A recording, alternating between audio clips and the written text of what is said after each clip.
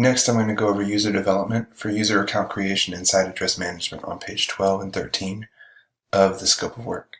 Let's start with user account creation. In a previous video, I showed how a new account can be created. I'll also show you what that looks like in the back end of WordPress.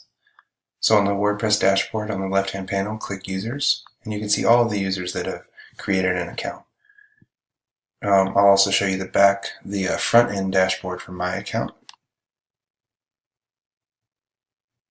And this will show you a little bit of site address management as well.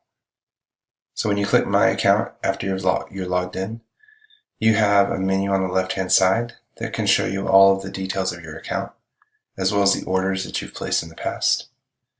And it can show previous addresses here. The reason that these previous addresses show up here is one of the requirements for site address management is that you can select the site address and begin the purchasing process directly from there. Here I can view my orders and make changes or view any of the details that I need to view. On the back end of WordPress, under site addresses, you can manage those on the back end as well.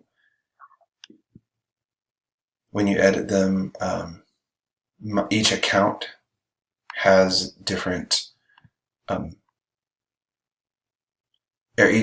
each user has different site addresses that are attached to their user.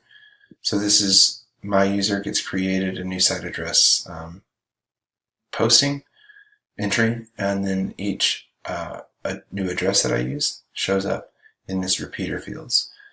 So you can see here address 1 is listed here. Address 2 is listed here. You can add new addresses here in the back end, and these will show up in the front end dashboard. Or if someone adds new site addresses to their front end, they should show up here in the back as well.